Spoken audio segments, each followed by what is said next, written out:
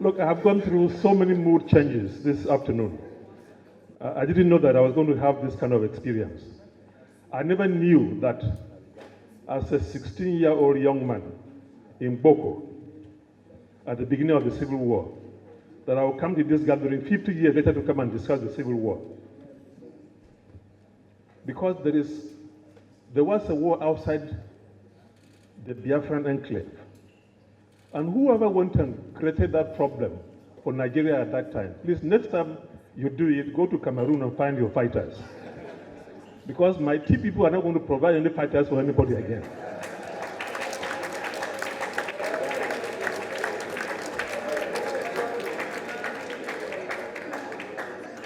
%60 of the fighting forces in Biafra were T, where I come from. Why did you drag us into that war? Why? So I sit down here, I'm thinking like a Tiv man, I'm thinking like a Yoruba man, because I took my first degree from the University of Lagos. And I was socializing the Yoruba psyche from the University of Lagos. And it has become indelible in my persona. When I left here, I went to Enugu to live at 59 Ibiam Street 1 to do my youth corps. Before I came to the University of Lagos, I was at Nsukka. I refused to apply to go to the Ahmadu Bello University for my undergraduate education. At that time, there were 5 universities in Nigeria: ABU, Ife, Lagos, Ibadan, and Nsukka. Maybe because of the freshness of the Civil War, I didn't want to go to Nsukka. But I left Nsukka to attend the University of Lagos from Boko. So I sit down here, I'm no longer a team, I'm a nationalist in Nigeria. It is inevitable, my upbringing. Also, my father was a member of parliament, those ones who were removed in 1966 by that coup that some people say precipitated the Civil War. My family suffered from it. Because that member of parliament, who was a big man, and I was a big man's child, was reduced to nothing after that coup. And which party did he belong to? United Middle Belt Congress. Well, there are political historians here, so I'm not going to delve into that aspect of our history. You know what the UMBC stood for? It stood for restructuring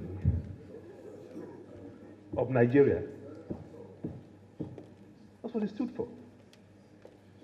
So I'm here, I'm speaking as maybe an intellectual. I know what is happening in the 19 northern states. I know what is going on there. And I have very good memories also. When I saw Professor Obios, I was very excited. Because from what Padutomi was saying, we were in that Shagari presidency together. And we were very serious about building a Nigerian nation after that Civil War. We're not joking. Sir, am I lying? We were together. Yes. Yes. I was very hot-headed. I just came in from California, from interacting with the Black Panthers and those kinds of people. So I don't know whether my head has cooled a bit now. But I have had an experience. Maybe the United Nations system managed to calm me down with this concept about love, where if it doesn't exist, you cannot have the humanism or humanity that Professor Wolincho talked about. If you don't have that love, you don't love yourself and your neighbor, you cannot have humanism. You don't appreciate the value of humanism. And people are training dogs and cats to love. So why can't humans also learn love? What is this powerful writer, Chinwezu? He talked about how the white man loves his cats and dogs more than the black person in his book, The West and the Rest of Us. So, look, we're here today because we want to end this Biafran war. If it never ended, we must end it. Professor Bias, I must commend you for the communique of the Igbo World Forum, which you issued last month. That was, look, let me tell you how it resonated in the North. In fact, in my community, they say, wow, this is very important. This is a very important document. And Yima, if you go to Lagos, please go and make sure that you continue from where that communique ended. If the Rwandans have learned a lesson from their experience, when I went to work in Nairobi for the United Nations, my first set of friends were Rwandese, in fact, Tutsi. They were refugees in Kenya. I came back to Nigeria, and within 15 years, Rwanda has moved from where we have not done in 60 years this year to almost become a Switzerland in Africa. What is wrong with us? What is wrong with us? What nonsense is this? We have the human resources in this country that other people envy worldwide. And let me tell you also that it is no longer the preserve of any part of this country. I teach mainly, about 70% of my students at Bayes University in Abuja are northern students, 70%. Out of that 70%, well, there's another 70% Hausa, Fulani, Kanuri, Shiwa Arab girls who are hungry for knowledge. 774 local governments in this country, each local government today has the capacity to produce a Nobel laureate. I'm telling you as a teacher, because I will teach them.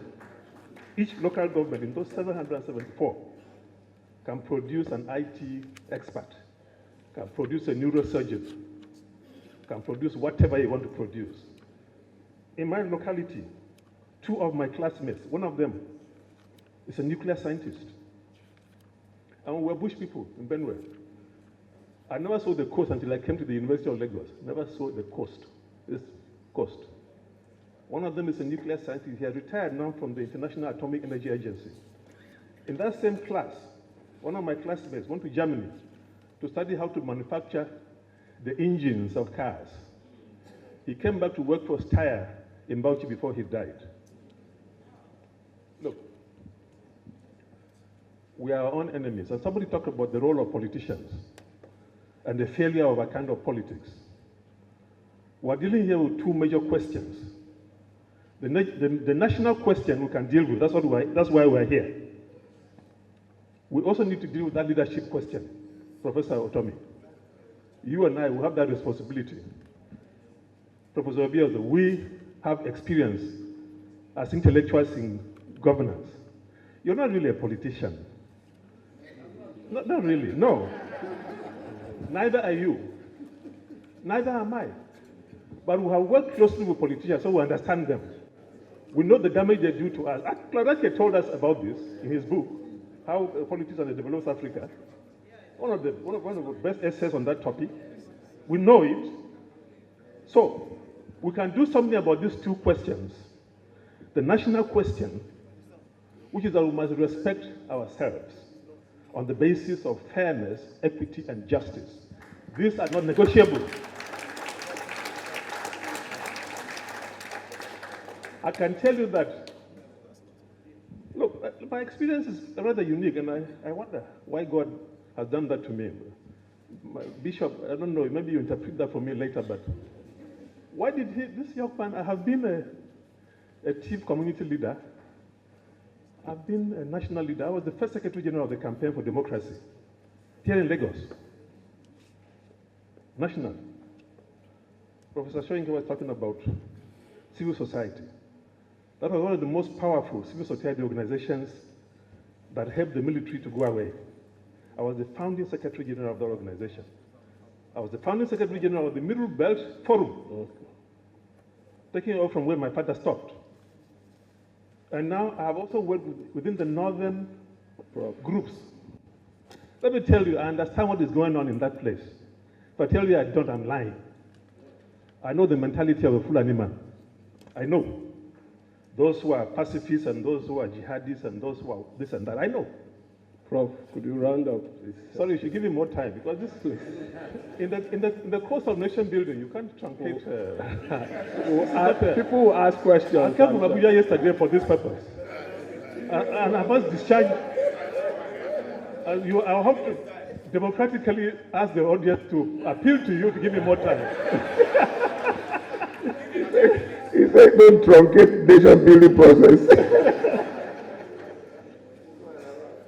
Look, this gathering is a divine arrangement. Don't joke with it. Where are you going to find the Nigerians who would discuss these issues? So when you come to Abuja, you led the delegation of Southerners to meet with the Northerners. Who led the Northern team? I'm sure you were surprised to see this team man leading the Northern team to discuss with you. How did that meeting end, sir? When we came to that meeting, everybody was frowning, and I laughed. I said, what are we frowning over? Because of some national issues? Because of policy questions? Because of a discussion of how we should live together? That's why everybody is frowning. I laughed. I said, I want to neutralize this nonsense today. Didn't we, sir? Didn't we do that, sir? Can that process be sustained? What do we gain from not sustaining that process of love, brotherhood or sisterhood or whatever you call it? What do we gain from that? Did we have any ethnic or religious, well, we're Christians. Did we have any problems around ethnicity and state origin when we were working together? Our main concern was, where do we take this estate of the black people, which is the most important? Where did we take it to? When you were discussing, you didn't want to get me into the picture, but I knew what was going on. When you were trying to arrange for Ojuku's return, they said, well, this young man, we don't know him, but we don't know what he's doing, so let me handle this, the two of you. Anyway, ladies and gentlemen, we thank God for this gathering. Let us end that civil war today. Look, when I saw that communique, and I shared it with a lot of my people, I said, look, we have to take that communique very seriously. One of the most important documents that we have seen in recent times. And this gathering here, I'm telling you sincerely that I went through a lot of mood changes. At some point, I felt that tears would come out of my eyes. Because I was in Boko, I was a young man, I saw how the war gathered. Do you know, we lost almost every Tea family, probably lost somebody in that war. 60% of the fighting forces dominated. The question is, for what? For what? Thank you very much, Prof. Really appreciate your contribution. We'll continue to say, Prof, God bless you. Thank you very much. Never again.